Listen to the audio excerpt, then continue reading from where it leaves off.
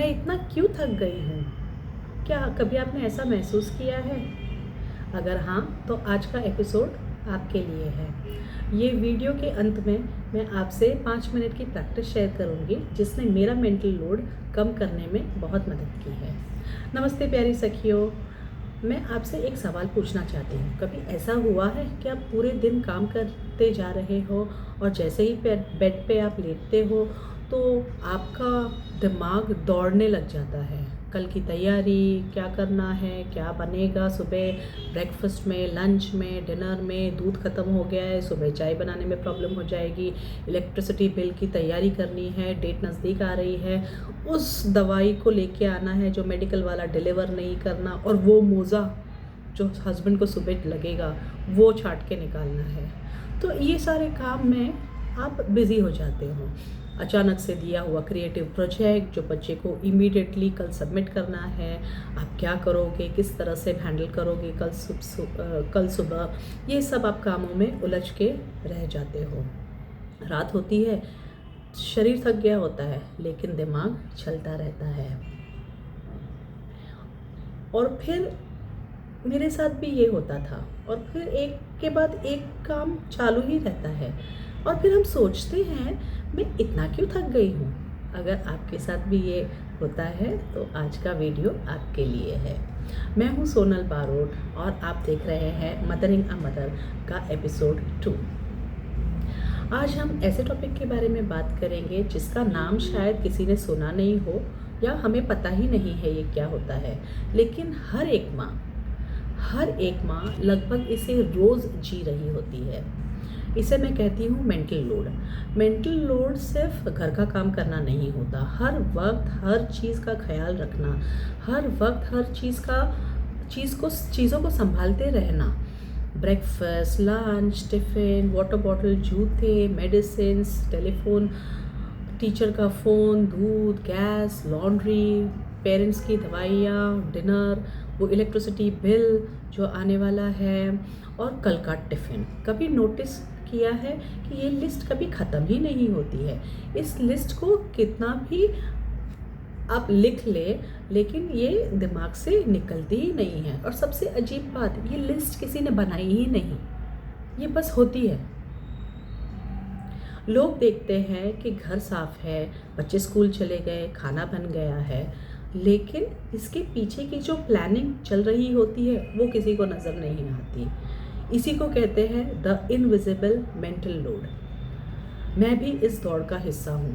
मुझे भी लगता था कि सब कुछ याद रखना मेरी जिम्मेदारी है, मैं सबका ख्याल रखती हूँ, सबकी ज़रूरतों का याद रखती हूँ। लेकिन एक दिन मैंने सोचा, मेरा ख्याल कौन रखता है? मेरी ज़रूरतों का क्या, वो कौन पूरा करेगा? उस दिन मुझे एहसास हुआ और मैंने सबके साथ थोड़ा सा अपना ख्याल रखना भी शुरू किया। धीरे धीरे बिज़ी स्केड्यूल में मैं अपने लिए टाइम निकालने लगी, कभी 10 मिनट, कभी 15 मिनट, कभी आधा घंटा। जहाँ पे मुझे 35 मिनट से 45 मिनट्स मिल जाता है, मैं वॉक के लिए गार्डन चली जाती हूँ। अगर गार्डन नहीं जा पाऊँ, गार्डन बंद हो गया हो, तो मैं बिल्डिंग में ही राउंड लगा लेती हूँ। रोज़ धीरे धीरे मैंने अपने लिए थोड़ा थोड़ा समय, जैसे मी टाइम कहते हैं, वो मैंने निकालना शुरू किया। हल्का स्ट्रेचिंग शुरू किया, अच्छा डाइट न्यूट्रिशियस फूड खाने लगी। इसी दरमियान मैंने अपनी क्रोशे की जर्नी शुरू की। क्रिएटिविटी ने मुझे बहुत मदद किया और एक अलग ही सुकून दिया। इस दौरान मैंने अपनी एक किताब नई पहचान, रीडिस्कवरिंग योरसेल्फ आफ्टर मदरहुड, ये भी लिखी मेरे जर्नी के बारे में। और आज मैं आप सबके साथ अपनी जर्नी शेयर कर रही हूँ इस यूट्यूब चैनल पे।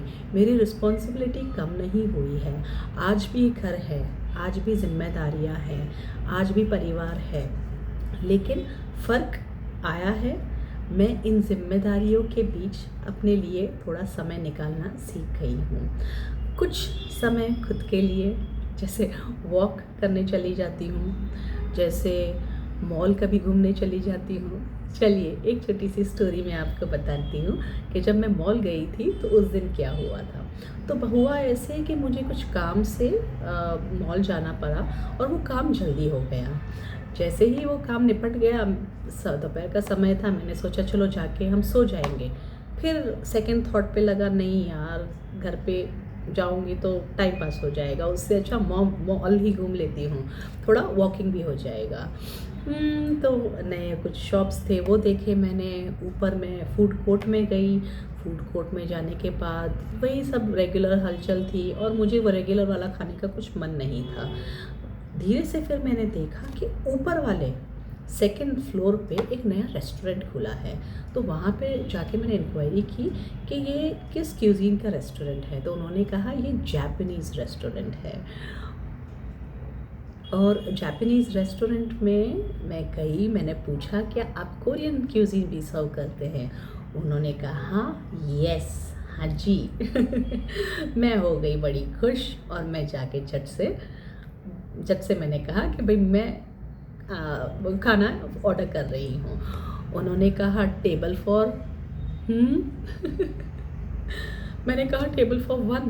थोड़ा सहमी हुई, थोड़ी सी अनकंफर्टेबल हो गई तब, लेकिन खुद से कहा चलो आज खुद के लिए रामेन ऑर्डर कर ही देते हैं। मुझे रामेन खाने का बहुत दिन से मन था, लेकिन कुछ बहाना मिल नहीं रहा था या फिर कुछ ऐसा मौका नहीं मिल रहा था जहाँ पे मैं अपना फूड ऑर्डर करूँ। और वैसे भी जब बच्चों और फैमिली के साथ होते हैं तो हमारी प्रायोरिटीज़ एस सबको पता है, माँ की प्रायोरिटीज़ जो है वो आखिर में ही आती है। हम बच्चों का सोचते हैं, हस्बैंड का सोचते हैं, पेरेंट्स का सोचते हैं, उनके हिसाब से फिर हम ढल जाते हैं। तो जैसे मुझे रामेन का पता चला कि हाँ वो है अवेलेबल, तो मैंने कहा यार सोनल अच्छा चांस है, चलो ग्रैब कर लेते हैं। तो बस मैंने वही किया। रेस्टोरेंट में गई, उन्होंने मुझे मेरे टेबल दिखाया, बैठी वहाँ पे। वापस एक बार मैंने अच्छे से मेनू देखा, उनको कहा कि भाई आपके पास क्या क्या डिशेस है। तो वो बहुत ही अच्छे से उन्होंने मुझे समझाया, एक्सप्लेन किए जो नए डिशेस थे जिसके बारे में मैं जानती नहीं थी। जापानीज़ क्यूजीन में ज़्यादा नहीं जानती, कोरियन में जानती हूँ। तो उन्होंने मुझे बताया, एक सेक्शन पूरा कोरियन का था। मैंने अपना रामेन जो मुझे खाने की इच्छा थी उस दिन मैंने ऑर्डर किया। ऑर्डर करने के बाद मैं आसपास देखने लगी, बहुत ही अच्छी क्रिएटिविटी से ड्राइंग किया था उन्होंने, जो भी जापानीज़ का कल्चर है। वहाँ पे सकुरा फ्लावर्स थे, ब्लैक एंड वाइट में थे, फ्लावर्स पिंक में थे, लेकिन सारी creativity otherwise black and white में थी। एक अच्छा सा उन्होंने एम्बियंस क्रिएट किया था जो मैं बहुत ज़्यादा एंजॉय कर रही थी। मेरे लेफ़्ट में एक बार काउंटर था जो वो कुछ अच्छे से कॉकटेल्स कुछ बना रहा था, जो मैं देख रही थी। एंड आई वाज लाइक हाँ इसके लिए क्या उसने पढ़ाई की होगी जो इतना कुछ अच्छा बना रहा है, ये पूरा सेक्शन उसको दे दिया है। धीरे धीरे लेफ़्ट टू राइट मैंने देखा, एक कपल बैठा हुआ था, बहुत ही अच्छे से वो अपना खाना एंजॉय कर रहे थे, अपना क्वालिटी टाइम स्पेंड कर रहे थे। बिल्कुल मेरे सामने कॉलेज के 3-4 बच्चे थे, यंगस्टर्स थे, वो अपना कुछ ऑर्डर कर रहे थे और मस्ती कर रहे थे। साथ ही में एक सीनियर सिटीज़न थे, वहाँ पे कपल बैठा हुआ था। आंटी ने हल्की सी मुझे स्माइल दी और मैंने भी उन्हें स्माइल बैक दिया। तो एक अच्छा सा माहौल बना हुआ था। वेटर मुझे सब बता रहा है डिशेस के बारे में, नए वाले क्यूजीन के बारे में। जो लोग बैठे हुए हैं वो उनसे मैं उन्हें देख रही हूँ। जो पॉजिटिविटी जो है, जो खुशी जो है, उस माहौल को मैं एंजॉय कर रही हूँ। एम्बियंस जो है उसे मैं एंजॉय कर रही हूँ, लोगों को देख रही हूँ और बहुत ही पीसफुल एनवायरनमेंट में थी मैं वहाँ पे। जैसे ही खाना आया मैंने रामेन को अच्छे से एकदम सुकून से एंजॉय किया और बड़ी खुश हुई कि मतलब मैंने खुद के लिए आज खुद का पसंदीदा खाना ऑर्डर किया। और जैसे ही खाना ख़त्म हुआ फिर वो आए, वेटर आए और मुझे बता रहे थे कि भाई ये भी है, ये भी है, ये भी है।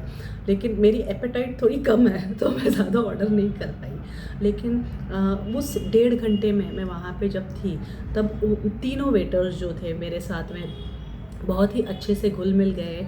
वो मुझे बता रहे थे, सजेस्ट कर रहे थे और एक अच्छे सा समय टाइम मैं स्पेंड कर रही थी वहाँ पे। जैसे ही बिल आया तो मैंने बिल पे किया आई नो हम लेडीज़ खुद के लिए जब पेमेंट होता है तो हम थोड़ी गिल्टी हो जाती है, लेकिन मैंने खुद से कहा ये जगह मैंने 1.5 घंटे के लिए खरीदी थी, ये खाना मैंने खुद के लिए ऑर्डर किया था, मेरा मनपसंद जो मुझे खाने का मन था, तो ये इसका पेमेंट है।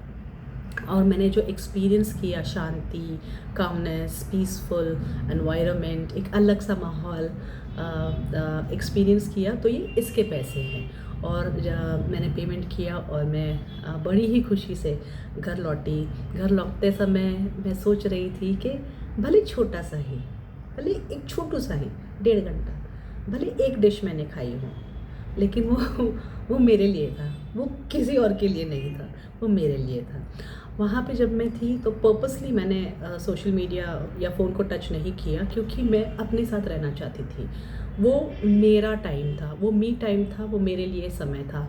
मैं वहाँ पे काम हो रही थी, रिलैक्स्ड हो रही थी, एक अलग एनवायरनमेंट में थी और खुद के साथ समय स्पेंड कर रही थी। घर पे आने के बाद वही रूटीन लग गया, घर के काम, बच्चों का जो भी है रेगुलर वाला शुरू हो गया। मैं आप सबसे ये शेयर इसलिए कर रही हूँ क्योंकि पहली बार अगर आप करते हो तो थोड़ा डर लगता है, शॉकिंग होता है, डर लगता है, सरप्राइज़ भी होता है, गिल्ट भी आता है, लेकिन एक्सपीरियंस किया मैंने और ये छोटी छोटी चेंजेस मैं अपने लाइफ में ला रही हूँ। मुझे बड़ी खुशी हो रही है कि मैं अपना इम्प्रूवमेंट जीवन लाइफ का जो है वो मैं आपके साथ शेयर कर रही हूँ यूट्यूब पे। आई होप ये सारी एक्सपीरियंसेस या और मेरे जर्नी से आपको ज़रूर फ़ायदा हो। चलिए, जैसे मैंने प्रॉमिस किया था, मैं आपके साथ 5 मिनट का प्रैक्टिस शेयर कर रही हूँ, जिसने मुझे बहुत मदद किया है और मैंने उसका नाम रखा है द 5 मिनट डंप। इस प्रैक्टिस में क्या होता है कि आप जो है नोटबुक, पेपर, पेन आप ले लीजिए, एक कंफर्टेबल जगह पे 5 मिनट के लिए आप बैठ जाइए और आपके दिमाग में जो भी आ रहा है, भाई इसको पेमेंट करना है, भाई स्कूल का ये काम है, या मेडिसिन यहाँ से लेके आनी है, ये वाला क्रिएटिव बच्चे का प्रोजेक्ट है, इनको कॉल करना बाकी है अभी, या ये सामान लेके आना है, जो भी आपका है वो आप सब लिख लीजिए 1 2 3 4 5 6। और उसके बाद अगर आपका मन चाहे, क्योंकि मेरे साथ ये एक्सपीरियंस हमेशा मोस्ट ऑफ द टाइम होता है कि एक बार जो बाकी जो मेन चीज़ जो पेपर पे निकल के आ जाती है, फिर मैं थोड़ा इमोशनल हो जाती हूँ, तो अपना और कुछ स्क्रिबल कर लेती हूँ कि मुझे कैसे फील हो रहा है, मैं कैसे मुझे हाउ एम आई फीलिंग, मेरे इमोशंस अभी क्या है, या फिर मेरे दिमाग में कुछ चल रहा हो उस समय उस दिन के लिए, तो फिर वो भी मैं स्क्रिबल थोड़ा कर लेती हूँ। तो 5 का 7 मिनट हुआ तो ठीक है, लेकिन ये एक्टिविटी के बाद आप फ्रेश फील होंगे। बहुत टाइम कोई भी एक चीज़ आप सर में या दिमाग में आपके चलती रहती है तो फिर वो एक हैवीनेस हो जाता है। जैसे ही आप ये प्रैक्टिस करेंगे, ये मेरा पर्सनल एक्सपीरियंस है, आप फ्री हो जाते हो और एक अजीब सा सुकून मुझे तो फील होता है और मैं उसे करती रहती हूँ। जैसे मुझे लगे कि बहुत हैवीनेस हो रही है तो ये एक्टिविटी मैं ज़रूर से करती हूँ और मैं आपको भी ये सजेस्ट करूँगी कि आप करते रहिए। तो आज रात आप सोने से पहले आपको खुद को ज़रूर पूछिए कि मैं सिर्फ फिज़िकली थकी हुई हूँ या मेंटली भी मुझे स्ट्रेस है, या मेरा दिमाग दौड़ रहा है। और अगर आपका जवाब है हाँ, तो नीचे कमेंट में लिखिए समझ गई, ताकि हर एक लेडी को पता चले जो ये वीडियो देख रही है, कमेंट्स देख रही है, उसे पता चले कि ये जर्नी में, ये दौड़ में वो अकेली नहीं है, हम सब साथ में हैं और साथ में एक दूसरे की मदद करके हम आगे जर्नी में आगे बढ़ेंगे। चलिए, इसके साथ हम अपने आखिरी सेगमेंट में आ गए हैं, जिसे मैं कहती हूँ 1 मिनट सोनल के साथ। ये सेगमेंट जो है, यहाँ पे हम थोड़ा खुद के साथ रहेंगे, रिलैक्स होंगे। तो चलिए मैं आपको गाइड करती हूँ, वैसे आप करते जाइए।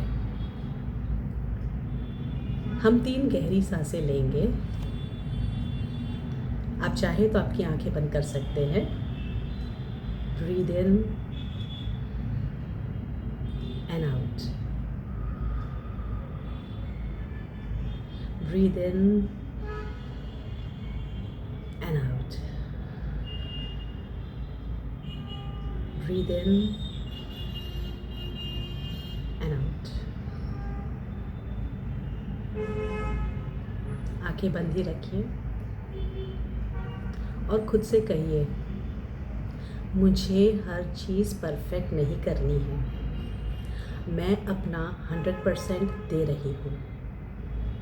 मुझे हर चीज़ परफेक्ट नहीं करनी है, मैं अपना 100% दे रही हूँ। मुझे हर चीज़ परफेक्ट नहीं करनी है, मैं अपना 100% दे रही हूँ। आप खुद के साथ 5 से 10 सेकंड के लिए रहिए।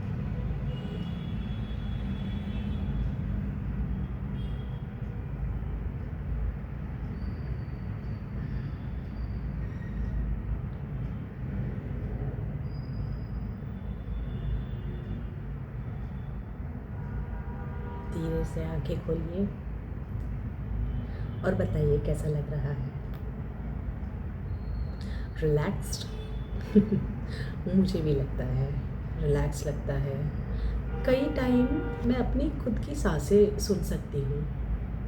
ये जो एक्सरसाइज मैंने आपसे करवाई, क्योंकि इतनी भागदौड़ वाली ज़िंदगी में हम बहुत ही ज़्यादा बिजी हो जाते हैं, ये बाकी वो बाकी, ये करना है वो करना है, इसको कॉल करना है उसको कॉल करना है।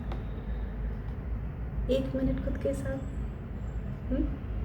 आप भी प्रैक्टिस कीजिए। चलिए, अब हम आते हैं हमारे लास्ट सेगमेंट पे।